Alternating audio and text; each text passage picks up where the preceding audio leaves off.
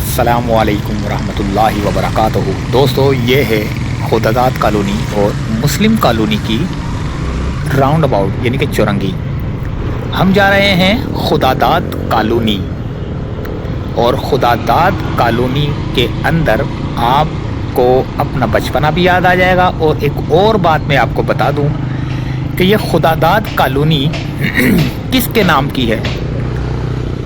ये Pakistan peoples party के जो नबील गबोल हैं, उनके दादा खुदादाद जिनका नाम था, ये कॉलोनी उनके नाम है।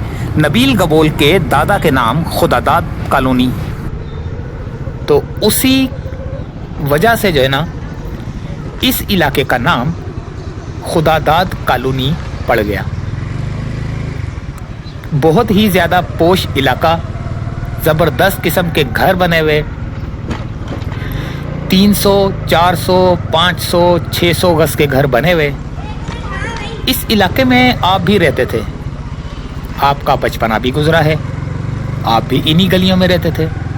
बहुत पढ़े लिखे लोग जो है ना इस इलाके में रहते थे। इस खुदादाद कॉलोनी में बहुत पढ़े लिखे लोग यहाँ पर रहते थे। ये आ गया शाहराह।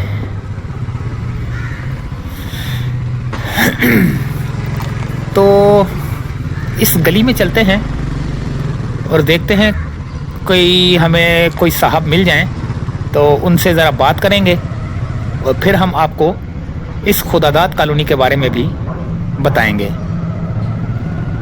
पूरी मुकम्मल तफसील आपको बताएंगे।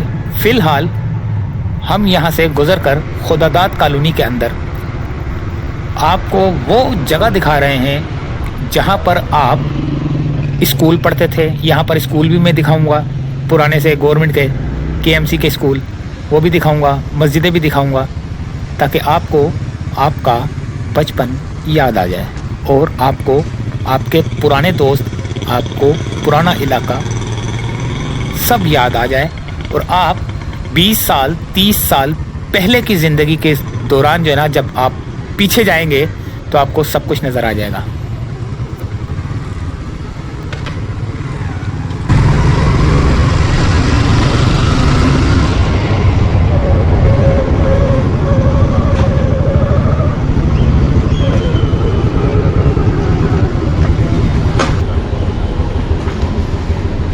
अस्सलाम वालेकुम।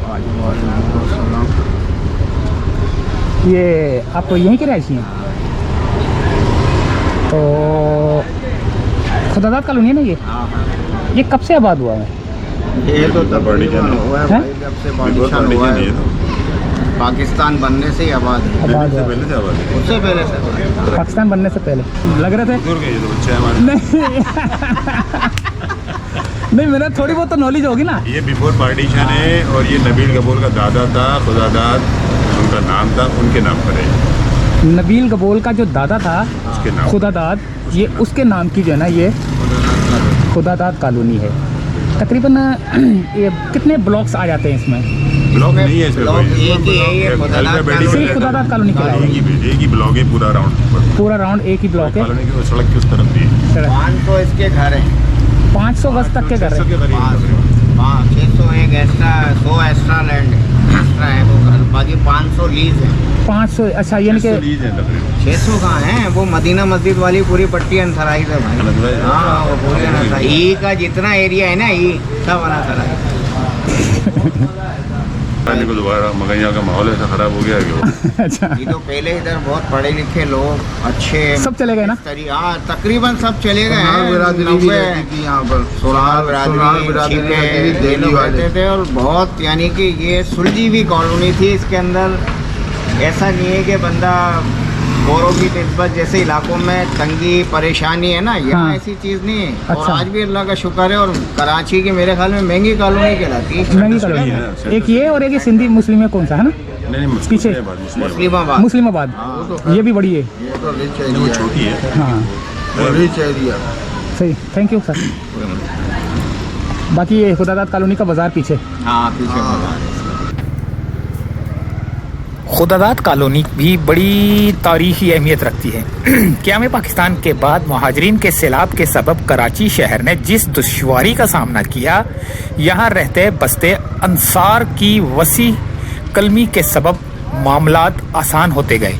कराची के मारूफ गबोल ख़ानदान के एक बुजुर्ग खुदादाद साहब गबोल इस शहर के बहुत बड़े जागीरदार थे।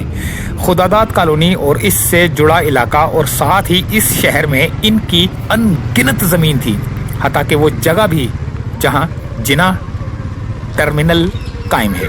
महाजरीन की आमद से वो जगह जहां खुदादाद कॉलोनी आबाद है झुग्गियों से भर गई।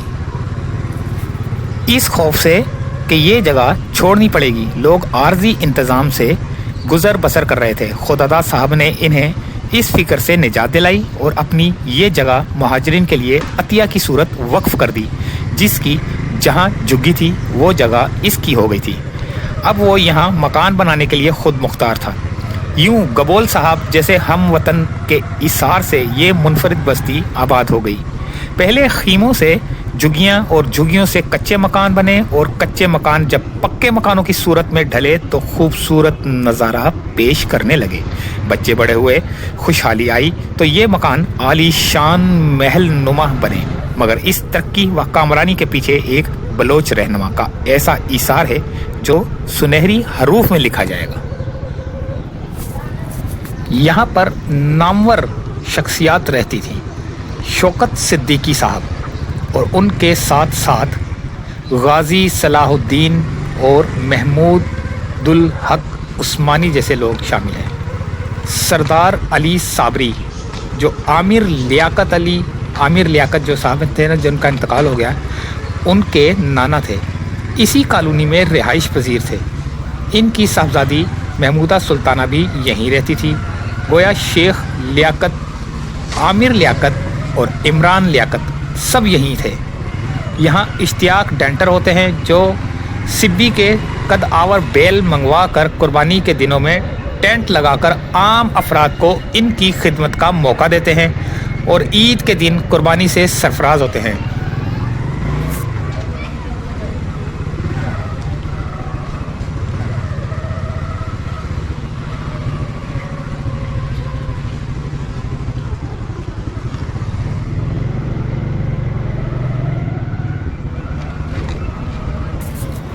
दिल पर हाथ रख कर बात करें तो हमें ये बैल बहुत अच्छे लगते हैं। जैसे मैं खुद भी अभी जो है ना बैल की तरफ आया था, तो ये थोड़ी सी पुराना क्लिप जो है ना, मैं इसको पुराना क्लिप भी डाल रहा हूँ जो कि इश्तियाक डेंटर के जो बैल आए हैं ईद के, तो ये छोटा सा क्लिप भी आप देखें।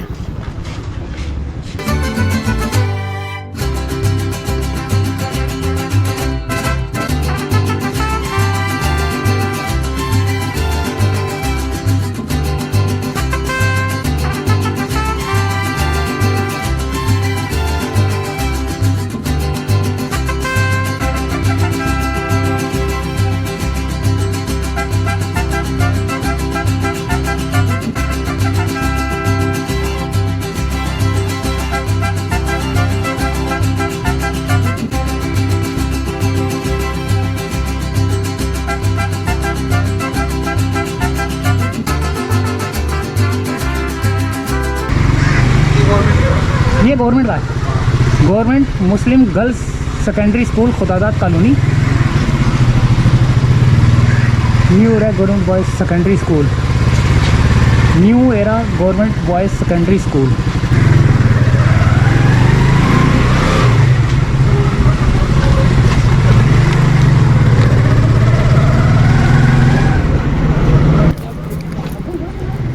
इस खुदादाद कॉलोनी में डॉक्टर फरासत का क्लिनिक बहुत मशहूर हुआ करता था। सोसाइटी में इल्मी लोगों की मौजूदगी के सबब यहाँ ब्रॉडवे लाइब्रेरी थी। तहजीब और रख रखाव का ये आलम था कि मगरिब के बाद बच्चों का घर से बाहर निकलना मायूब समझा जाता था और मोहल्ले के कोई भी बुजुर्ग किसी भी बच्चे को मगरिब के बाद बाहर देख लें तो डांटने का इख्तियार रखते थे।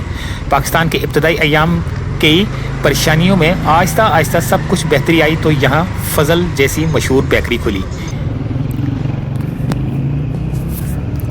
इन सब हक़ाइक़ के साथ खुदादाद कॉलोनी के दो अवामी किरदार ऐसे हैं जिन्हें सब ही जानते हैं। एक खलीफा जी जो हड्डी और जोड़ के माहिर थे और दूसरे एक हकीम साहब थे। हिंदुस्तान में थे तो इनका मतब भी था और काबिल हकीम माने जाते थे, मगर इफ्ताद ज़माना ने जब कहीं का ना रखा तो अपना तरतीब दिया हुआ हाजमा का चूरन गली गली घूम कर बेचते थे। सरे शाम वो नमूदार होते, बिन रसीदा, इंतहाई वज़ादार और मशफ़क़ एक नफीस इंसान शाम को निकलते और रात हो जाने के बावजूद इनकी पाटदार आवाज़ हाजमे के वास्ते चूरन खाइए गूंजती रहती। शायद वो ये मतलूब मिक़दार बिक जाने की आस में मटर गश्त करते थे ताकि घर का दाल दलिया चल सके। उफ, क्या हिस्ट्री है इस खुदादाद कॉलोनी की भी।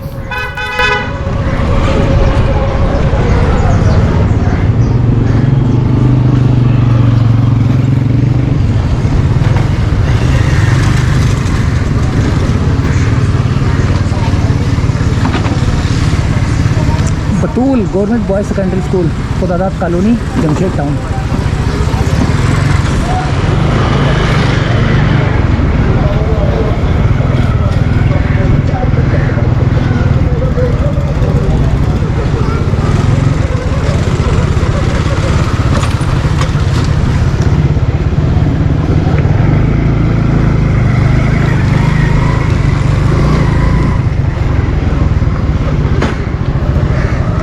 जामा मस्जिद मदीना।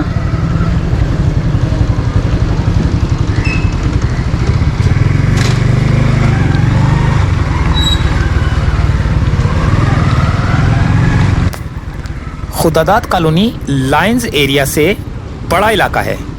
महाजरीन का बहुत बड़ा रेला इसी इलाके में आया था। लाइंस एरिया जो सामने आपको इस इलाके के सामने है वो लाइंस एरिया कहलाता है। तो किसी दिन लाइंस एरिया की भी हम आपको हिस्ट्री बताएंगे, कोई उसके बारे में बताएंगे लाइंस एरिया की। तो फ़िलहाल दोस्तों यहीं से चाहेंगे आपसे इजाज़त, और आप भी अपना यहाँ पर बचपना तलाश करें, क्योंकि आप भी पढ़े लिखे होकर बाहर के मुल्क जा चुके हैं, क्योंकि आप भी यहीं रहते थे, आप भी यहीं खेलते थे, कूदते थे, स्कूलों में पढ़ते थे। तो इजाज़त चाहते हैं दोस्तों, अल्लाह हाफ़िज़।